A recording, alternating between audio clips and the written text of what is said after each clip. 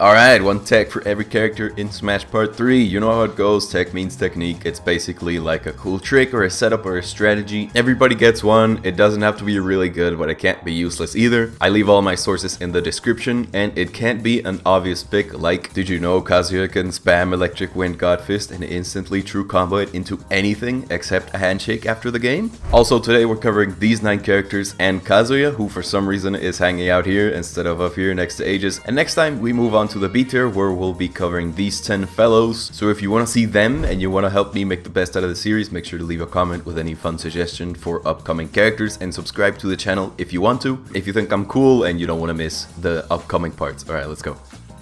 For Wario, we have a really crazy one. It's called the Dumpy Jumpy. Here it is. I like this combo for a few reasons. It's basically no risk, it's good damage, it kills, it looks really cool. It can be tricky to learn, but here's how you do it. All you have to do is throw it to an opponent hanging from ledge or on their way back to the ledge and short hop footstool them after they get hit with the bike, and this is where the loop starts. The bike bounces straight up for some reason, cool physics, and after it bounces, go back for another footstool. And thanks to this footstool, you are now keeping your opponent in place, and also this makes them able to be hit by the bike again. This obviously takes some practice, but you can do it a bunch of times, and you can finish off the combo with an aerial or waft, and it's pretty nasty. Something I like about this combo a lot is that you can choose to send your character straight down or straight away. So if they have a really horizontal recovery like DK, you can choose to send him straight down, but for characters who like to recover low like Min Min or Chrom, you can send them away. All of this depends on your timing of the footstool. Doing it early sends them lower, doing it late sends them out. I found this tech from C-Stack Down, a Wario player who sadly hasn't uploaded for a while, but you know, this is a great guide. I never play Wario and I could get this a few times in training mode, and there aren't any crazy inputs here. It's pretty much just the timing and positioning that makes this something you should practice. For Roy, we have the Jab Vortex, and it's so good and it looks so cool, and I totally picked this because it had a cool name. We know Roys love to combo jab into back air or side B all the time, and these confirms kill really early. But they're also position dependent, meaning Roy's iconic Jair or jab back air at center stage will kill significantly later than if you were to do it at ledge. But thanks to the jab vortex, if you get it, this weakness just goes away. So let's say we jab Mario here, and we can go for a back air and it's good damage, and maybe if we did this at ledge it would have killed, but at center stage, he's too far away from the blast zone, it's not gonna kill. But if you jump and land the first hit of Nair with good timing, we can move the plumber closer to the right, and now back air can kill. This isn't a true combo, but it is a really tight string, and air dodges and jumps are reactable, so if you practice it and practice reactions, it can still be consistent. And if your opponent chooses to do anything else to escape that doesn't come out in time, like an aerial or a jump, then there's pretty much nothing stopping you from keeping the loop going, and now you can get a kill off jab from anywhere in the stage. I love Roy, Roy's our boy. I want to thank Luke from my Discord for requesting this and sending me this great guide by Insight. I got a couple suggestions from you guys in the comments to do the jab vortex for Chrom instead, so yeah, Chrom can also do this, but don't worry Chrom fans, Chrom's tech is going to be something different. I'm not doing repeats if the characters don't share a spot on the tier list. Pit and Dark Pit might be an exception if we cover arrows. I don't know, we'll get there.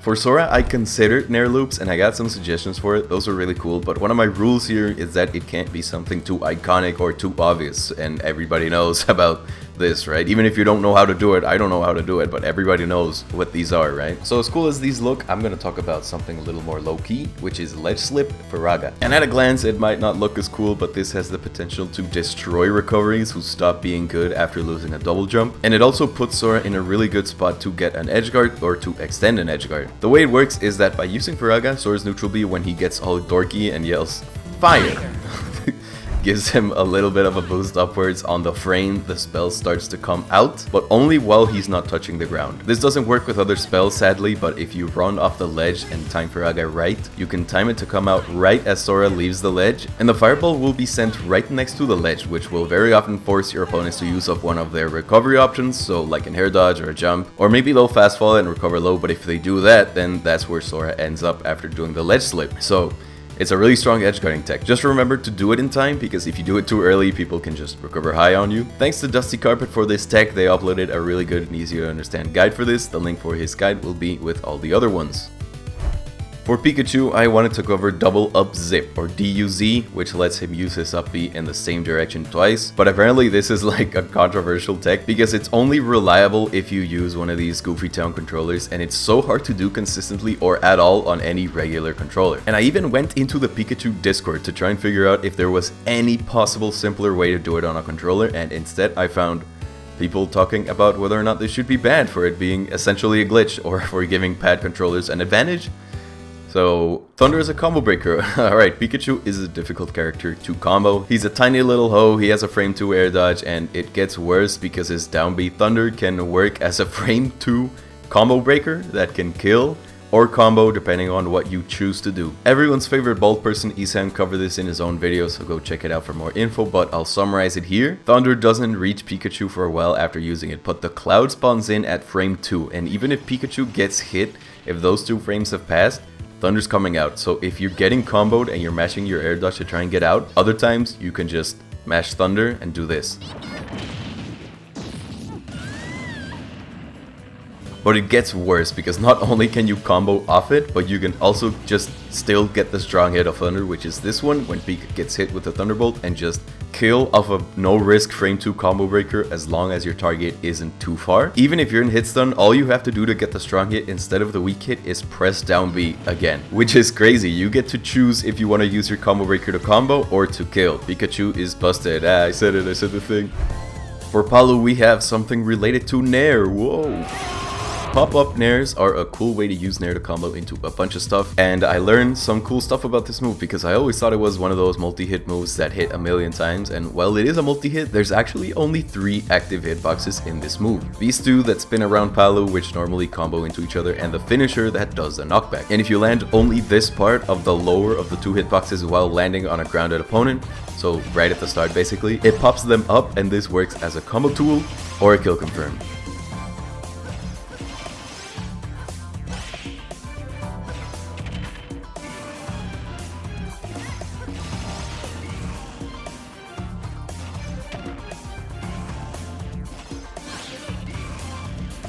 Cool.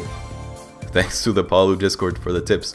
If most of the Samuses you fight are online, you'll mostly see them picking flat stages in their preferred rule set, and they'll camp you out with projectiles and spam down B at ledge, and then use forwarder to get back on stage. But if you've ever seen or fought a dedicated competitive Samus player, you'll know that this character is actually really cool. This tech is gonna tune into her really cool movement, and it's the air dodge cancel Zair. Samus Zair is really good. It's a space check, it's good platform pressure, it's quick, it can do a lot of things. It's used a lot in neutral, you get it. This tech plays around with Zair's flexibility because the thing you can do is use it out of charge shots animation in the air, where Samus is usually vulnerable or at least easier to approach because she has less options. If you air dodge while charging neutral B, you have a 3 frame window to cancel it into Zair. You can always cancel air dodge into a Zair, but the air dodge you get while doing it out of charge shots animation comes out later, so the timing is different than a regular air dodge cancel into Zair. This is cool because by charging neutral B, you can bait out approaches and then stuff them out, which will annoy people or make people respect you more in the air. Samus has really cool movement once you start exploring her kit, and this is a really cool thing to do in game once you practice it enough to get consistently. This video by Smash Technicians was where I learned this. They go into other cool applications for it, like be-reversing it for cool edgeguard setups or surprise approaches and tether cancelling at ledge. So go check out their video if you felt like I called you out earlier when I was dunking on online warrior Samuses. Yoshi is another character with an amazing Nair, except this time I was able to find a bunch more stuff for him, mainly the shield break setup with his side B egg roll. And at first I was like, no way I'm choosing this, you're never gonna land this on someone, but then I realized that this works on people who go for a neutral get up shield, which might be the most used ledge option next to jumping, so here's how you do it. Basically, Yoshi's egg roll keeps going for a while, and you don't have to press anything after your initial side B input for this to happen. You can cancel it by pressing B. If you're up on a platform or the edge of the stage and roll in with this move, but don't press anything, you just hang out here and you can hit your opponent's shield once, and then again if you flick your left stick, and again and again and again if you keep flicking it until the shield breaks. If you do this fast enough, they'll be locked in their shield. So just make sure you don't accidentally hit them with up B on your way back to the stage and mess up your punish. Thanks a bunch to Myriad for recommending this tech to me over on my Discord. You're a cool feller. Let's move on to the guy in the thumbnail.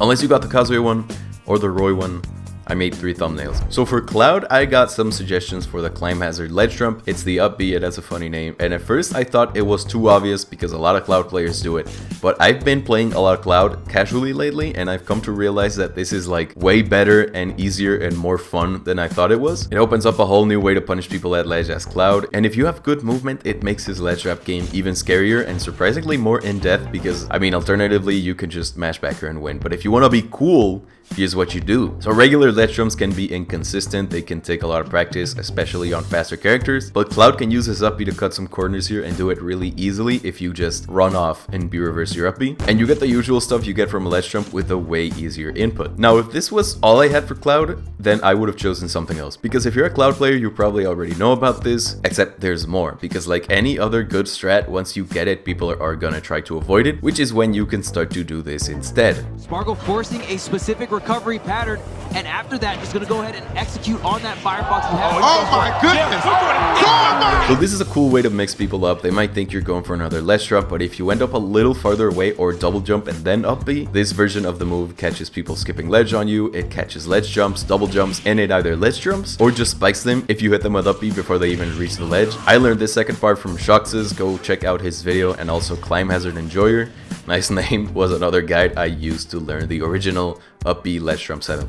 Min Min's tech is the Double Dragon Laser, or DDL, and if you've ever seen those videos of her like jump scare looking combos where you're suddenly dead after getting hit once, this is likely what's happening. You need Smash Stick for this, so switch your C Stick back to Smash. I'm not sure if Min Min players usually play with Smash Stick on. Me personally, I think Smash Stick is a sin. I love to spam tilt attacks, but Min Min is an exception here because, I mean, she has a funky design, I don't know. What you do here is shoot out a Dragon Laser smash attack with B and your left stick, and then use your C Stick to shoot out a second one. Shooting 2 arms at a time is nothing new. Every Min Min should know how to do this, but the techie part here is making both of these shoot out the laser. To do it, you're supposed to not let go of the B button while using your C stick, so it's a weird input. But you get some cool results, it's a great shield break punish, and you can do these in opposite directions, but still, this play is kind of outclassed because Ram Ram and Megawatt exist, but it still has uses as a horizontal edgeguard tool and as a weird looking seer to depth. Thanks a lot to Squishy on my Discord for some of the footage you're seeing here, and for helping me have to use Min Min as little as possible. For the character that makes me cry myself to sleep every night, we have the reverse CTC, like the organization. So crouch dash canceling is kind of a must-know Kazuya tech, but reverse crouch dash canceling is a cool movement mix-up tech that makes the big angry Japanese man really slippery. It reminds me of Joker's gun dash from part 1 of the series.